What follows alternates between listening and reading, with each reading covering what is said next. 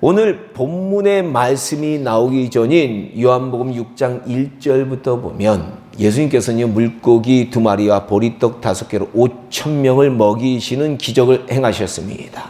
이것을 우리가 일명 오병이어의 기적이다라고 하는 거예요. 이 놀라운 기적을 체험한 이스라엘 백성들은 예수님을 임금으로 삼기를 원했다. 킹으로 만들기 원했다라는 겁니다. 이에 예수님은 이들을 피해서 산으로 도망가셨습니다. 우리 같으면요, 그래, 내가 왕 되겠다 이렇게 할 텐데 예수님은 도망가셨어요. 그러나 그들은 그토록 기다리던 메시아가 오셨다라고 생각해서 예수님을 찾아 이리저리 찾아 나섰다라는 겁니다. 아마 그들은요, 1500년 전 광야에서 모세를 통해서 하나님께서 만나를 내려주신 것처럼 바로 이 예수님께서도 그들을 걱정 없이 먹고 살게 해주겠구나라고 생각했을 것이다 라는 겁니다. 이런 이유로 예수님을 찾던 그들은요, 다음 날까지 하루 꼬박 찾은 거예요. 예수님을 찾다가 마침내 갈릴리 바다 건너편에서 주님을 다시 만나게 되었다라는 겁니다. 그리고 그들은 기뻤어요.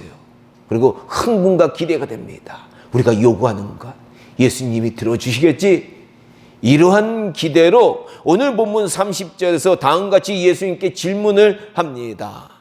우리가 보고 당신을 믿도록 행하시는 표적이 무엇이니까? 원래 이스라엘의 역사를 보면 이스라엘의 선지자들은 다 표적을 행했거든요. 그러니까 이 표적이 무엇입니까? 질문하는 거예요. 아니, 오병이의 표적까지 보여줬는데 또 표적을 보여달라는 거예요. 그리고 하시는 일이 무엇이니까? 라는 두 가지 질문을 했습니다. 즉, 당신께서는 구약성경에서 예언한 메시아 같은데 이 메시아라면 어떤 표적을 우리에게 보여주시겠습니까? 그리고 우리를 위해서 무슨 일을 하시겠습니까? 라고 질문한 겁니다. 그리고 그들은 계속해서 말합니다. 기록된 바 하늘에서 그들에게 떡을 주어 먹게 하였다 함과 같이 우리 조상들은 광야에서 만나를 먹었나이다. 바로 이 무리들은요, 오병이어의 기적을 보니까 예수님께서는 성경에서 예언한 메시아 같으니 그들의 임금이 되셔서 모세처럼 그들에게 늘 부족함이 없이 먹고 살게 해달라는 얘기를 하고 있다라는 겁니다. 그렇죠? 아니, 오늘날도 교회 나오는 분들이, 많은 분들이 그런 분들 많아요. 그렇죠? 나 좀 복 줘야지. 왜 복 안 주세요, 하나님? 이 예수님은 본문 32절과 33절에서 이렇게 말씀하셨습니다. 내가 진실로 진실로 너에게 이르노니 하늘에서 내린 떡은 모세가 준 것이 아니라 오직 내 아버지가 하늘에서 참떡을 너에게 주시나니 하나님의 떡은 하늘에서 내려 세상에 생명을 주는 것이니라. 아멘. 이 말씀을 들은 이스라엘 백성들은요, 아마도 모세는 40년 동안 광야에서 만나를 주었지만 예수님께서 생명이라는 것을 언급하는 것을 보아서 예수님은 더 오랫동안 그들에게 목숨을 연장할 떡을 주시고 경제적으로 안정을 주리라라고 생각한 것 같다라는 겁니다. 그들은 예수님께서 생명을 주신다는 것이 무슨 의미인지 전혀 모르는 거예요. 우리 성도님들은 아시죠? 예수님께서 우리에게 주신다는 생명이 무엇인지 여러분 아실 거 아니에요. 그렇죠? 근데 이들은 모르는 거예요. 그래서 그들은 예수님께 이 떡을 항상 우리에게 주소서라고 대답을 한 거예요. 그러자 예수님은 35절에서 내가 생명의 떡이니 내게 오는 자는 결코 줄이지 아니할 터이요 나를 믿는 자는 영원히 목마르지 아니하리라 라고 엉뚱한 대답을 그들에게 한 겁니다. 그렇습니다. 이스라엘 백성들은요, 육신의 배를 채워줄 떡에 대해서만 생각을 하고 있었는데 예수님은 당신이 생명의 떡이고 영원히 갈증을 해결해 줄 생수다라고 말씀을 하고 있다라는 거예요. 이게 이 말씀 깨달으려면 예수님이 성자 하나님이라는 걸 알아야 돼. 우리 창조주라는 걸 알아야지만 이 예수님이 왜 이런 말씀을 하는지 그 의미가 깊이 깨달아지는 거예요. 아마 이 말씀을 들은 이스라엘 백성들은 황당했을 거예요. 메시아라고 생각했던 분이 먹을 것을 주기 위한 구체적인 정치적인 방법을 제시하기는커녕 자신이 생명의 떡이라고 말하는 거예요. 이에 한술 더 떠서 예수님은 36절부터 이렇게 말씀하셨습니다.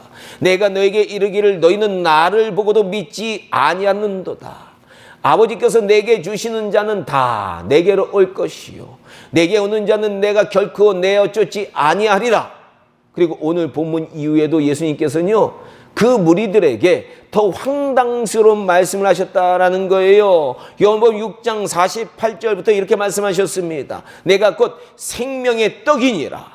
너희 조상들은 광야에서 만나를 먹었어도 죽었거니와 나는 하늘에서 내려온 살아있는 떡이니 사람이 이 떡을 먹으면 영생하리라.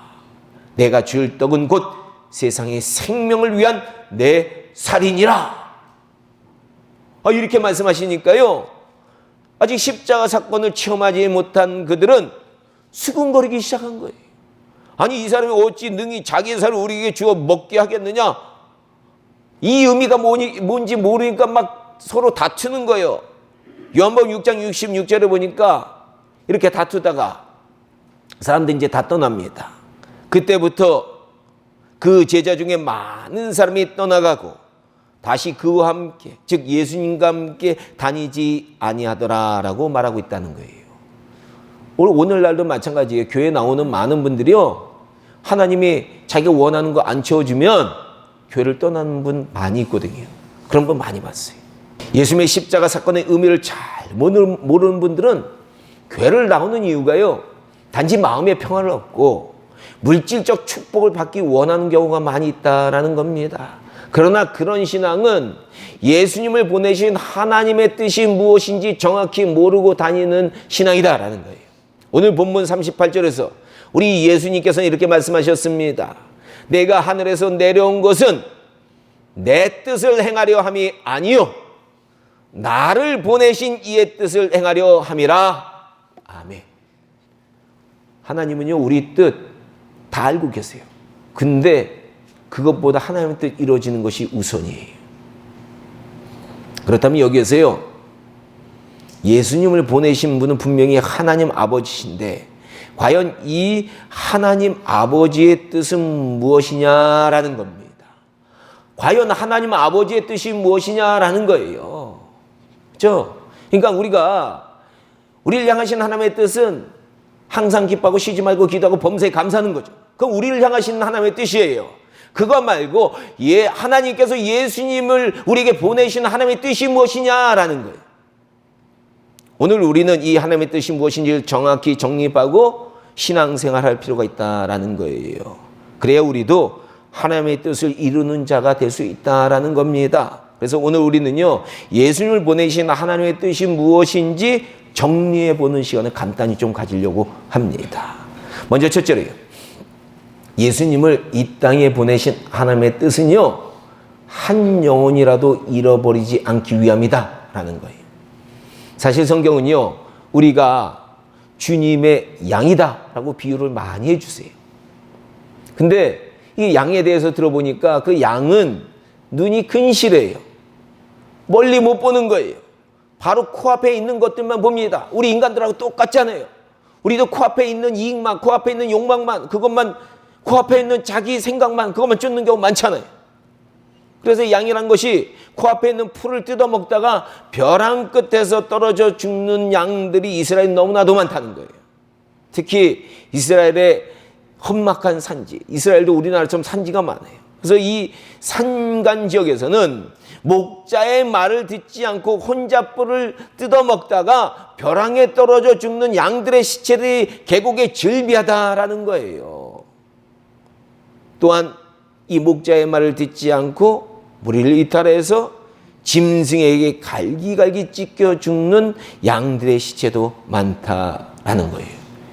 야, 이런 양들 보면 그죠? 주님의 말씀 안 듣고 세상에 나가서 사탄 마귀 귀신에게 갈기갈기 찢기는 우리의 모습하고 비슷하잖아요. 아마 예수님은요, 이 시체들을 보면서, 이 양의 시체들을 보면서 이스라엘 백성들에게 너는 양이다, 나는 선한 목자다. 내가 양을 알고 양도 나를 아는 것이 아버지께서 나를 아시고 내가 아버지를 아는 것을 같으니 나는 양을 위하여 목숨을 버리노라 라고 요한복음 10장에서 하신 말씀 같습니다. 맞습니다. 예수님을 이 땅에 보내신 하나님의 뜻은 양처럼 어리석게 바로 코앞에 이익만 추구하다가 마귀와 귀신들에게 의해서 지옥으로 끌려갈 수밖에 없는 우리들을 구원하기 위함이다라는 거예요. 주님의 양을 한 마리도 잃어버리지 않는 것이 바로 하나님 아버지의 뜻이다라는 거예요. 그러므로 우리도 이 하나님 아버지의 뜻을 알면 무엇을 해야 돼요? 당연히 인간을 구원해야 되죠. 나가서 이 하나님 아버지의 그 마음을 전해야 되는 거예요.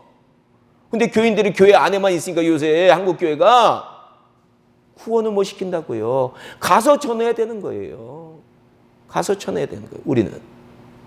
둘째로 예수님을 보내신 하나님의 뜻은요, 하나님의 아들이신 예수님을 믿는 가장 쉬운 구원의 방법을 주기 위함이다 라는 거예요. 사실 하나님은요, 우리의 구원을 위해서 복잡한 것 요구 절대로 안 하세요. 11조 내고 헌금하고 예배는 다 드리고 다양한 여러 가지 찬송을 부리고 금식하고 성경 많이 읽는 것 신앙적으로 우리에게 도움 됩니다. 하지만 우리의 신앙은 이런 것이 본질이 아니다라는 건 명심해야 돼요. 우리의 신앙의 본질은 하나님의 사랑의 형상이신 하나님이 인류를 우리를 얼마나 사랑하는지 우리에게 보여주시기 위해서 우리에게 보이도록 성자 하나님을 보내주셨는데 그분이 하나님의 형상이에요. 이 예수님을 우리가 진실로 믿는 것, 이게 하나님의 뜻이에요. 이게 우리 신앙의 본질이에요. 일은 아주 쉬워요. 누구나 할 수 있습니다. 그런데 만약 헌금을 많이 내야만 천국에 갈 수 있다면 가난한 자 절대 천국 못 가는 거예요. 뇌물 좀 써야 돼. 우리는 몇 억씩 하나님 앞에. 그리고 만약 예배를 멋지게 잘 드려야 천국에 들어간다면 한국의 수많은 개척교회들 제대로 예배도 아닌 것 같아. 보면 큰 대형교회 보면 휘황찬란 오케스트라 있고 그런 예배에 비하면 아무것도 아닌 것 같아요. 그러면 그런 성도들 천국에 못 가는 거예요. 그리고 또 만약 찬양을 잘 불러야 천국에 들어간다면 음치들은 절대 천국에 못 가는 거예요. 우리 원효영 목사님. 이뿐만 아니라 금식 잘하고 성경을 많이 읽는 사람만 천국에 들어간다면 목회자들만 천국 가는 거예요. 또 고행 잘하는 자들만 천국에 들어간다면 스님과 신부들만 천국에 들어가는 거예요. 선행 많이 하는 사람들만 천국에 들어간다면 구세군이나 사랑의 열매에서 선행 많이 하는 기관에 속한 사람들만 천국에 가는 거예요. 그러나 우리 하나님 아버지께서는 이런 복잡한 방법들이 아니라 가장 쉬운 방법으로 우리 인간을 구원하기 원하셨다라는 거예요. 바로 하나님께서 보내신 그 아들 예수님만 믿으면 구원을 얻게 된다라는 겁니다. 그래서 우리 기독교의 구원은 자신의 공로나 자신의 선행이 아니라 하나님의 선물이다라고 성경이 자꾸 얘기하는 거예요. 제가 세상 사람들하고 많이 얘기해 보니까 이걸 너무나도 몰라요. 그래서 선을 좀 하면 천국에 갈 수 있는 것처럼 착각하는 거예요. 그들의 안경이 선을 좀 행하면 천국에 갈 수 있는 것처럼 착각하고 있어요. 근데 얼마나 선을 행해야지 천국에 가는 거예요? 물어보면 다 대답 못해. 어느 정도 선을 행하면 천국 갈 수 있는데 너? 어느 정도에?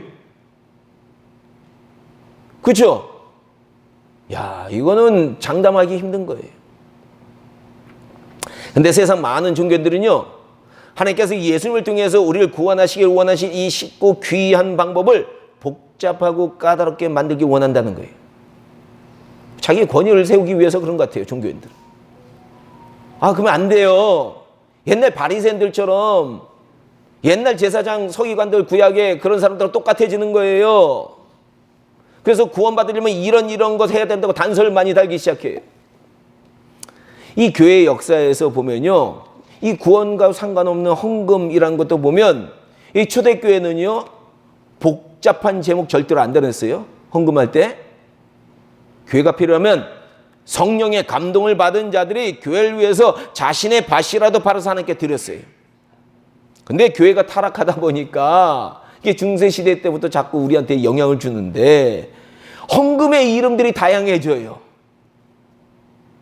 어떤 교회 보니까 오늘날 교회 보니까 아니 헌금 봉투가 한 100가지가 되는 거예요. 심지어는 손주 돌잔치 헌금 봉투까지 있대. 야, 과연 이런 헌금이 주님이 원하시는 것이냐라는 거예요. 결코 아니에요. 헌금은요, 그 영혼 속에서 감사가 우러나지 않으면 안 하는 게 나아요. 감사로 해야 돼요. 복잡한 이름 붙이면 안 돼요, 헌금에. 하나님 그런 거 원하시잖아요. 마음을 드려야 돼요, 마음을. 구약성경에서 하나님께서 수많은 복잡한 제사를 이스라엘 백성들이 드렸는데 하나님이 휘황찬란하게 드리니까 이 제사를 보고 뭐라 그러냐? 지겹다, 역겹다, 나 이거 원하지 않는다. 오히려 이런 것보다는 상한 영혼, 회개한 그 마음 내가 원한다, 이렇게 말씀하셨어요. 그렇죠? 이게 신앙의 본질을 우리가 제대로 꿰뚫고 신앙생활을 제대로 해야 되는 거예요. 신앙이. 구원은 더 그래요. 우리가 회개를 짜내서 하는 게 아니에요. 절대로 그렇게 하는 게 아니에요. 구원이 받는 게 아니에요. 십자가에 달리신 우리 주님의 우편에 달린 강도처럼 진실한 한마디 고백만 있으면 그 영혼은 구원을 받는다라는 거예요. 근데 요새 많은 종교인들은 구원이 복잡한 것인 양 포장을 하고 있다라는 거예요. 물론 마귀에게 종로로 타는 인간의 구원이 결코 쉬운 건 아닙니다. 그리고 온갖 고난을 받으시면서 십자가에 죽으신 예수님의 피의 공로가 결코 가벼운 게 아니에요. 그러나 하나님은 이 어렵고 무거운 인간의 구원을 예수님의 십자가 사건으로 완성하셨고요. 우리에게는 가장 쉬운 방법으로 구원을 허락하셨다라는 거예요. 그게 뭐예요? 가장 쉬운 방법 뭐예요? 주님 믿습니다. 고백만 하면 구원받는 거예요. 십자가에 달리신 예수님 믿습니다. 나의 죄를 위해서 돌아가셨군요 라고 고백만 하면 우리가 구원받는 거예요. 이거 흔들리면 안 돼요. 이거 흔들리면 안 돼요. 그러므로 우리 성민교회 성도님들은 누가 뭐라고 해도 세상에 어떤 종교인들을 어떤 자기 그 위상을 높이려고 하는 종교인들은 뭐라고 말해도 속으면 안 돼요. 구원은 우리 예수님만 믿으면 되는 거예요. 하나님의 뜻은 가장 쉬운 방법인 예수님을 믿는 것으로 우리 인간을 구원하시는 것이다 라는 것 여러분들 꼭 명심하시기 바랍니다. 셋째로요, 이 예수님을 보내신 하나님의 뜻은요, 마지막 날에 우리를 부활시키는 거예요. 초대교회 교인들이 가장 바라던 소망이 바로 이 부활신앙이에요. 요새 사람들은 부활이 뭔지도 모르고 기독교 신앙생활을 하더라고요. 아니 우리가 부활신앙인데 부활신앙이 뭔지도 모르면서 신앙생활을 하는 거예요. 우리 기독교는 부활의 종교입니다. 그래서 부활이 무엇인지 어떤 개념인지 우리가 정확히 이해해야 돼요. 우리 믿는 자들이 죽으면 우리의 영혼은 음부와 낙원으로 간다는 걸 정확히 알아야 돼요. 그렇죠?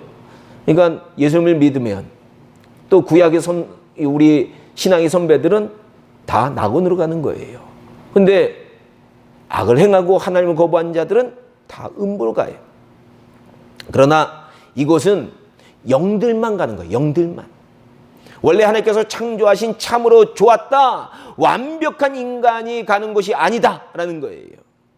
오늘날 우리 인간은 하나님이 최초로 만든 아담과 하와와 같은 능력을 우리가 갖고 있는 존재가 아니다라는 거 명심해야 됩니다. 아담과 하와는요, 흑으로 만들어졌지만 하나님께서 그에게 생기를 불어넣어서 생명이 되었다라고 성경은 말하고 있어요.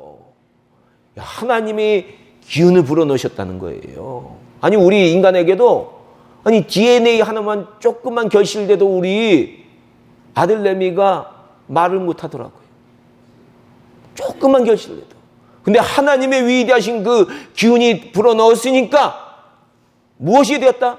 우리 인간은 생명이 되었다라고 얘기를 한 거예요. 바로 부활하신 예수님과 똑같은 신비한 존재로 우리 인간을 창조하셨다라는 겁니다.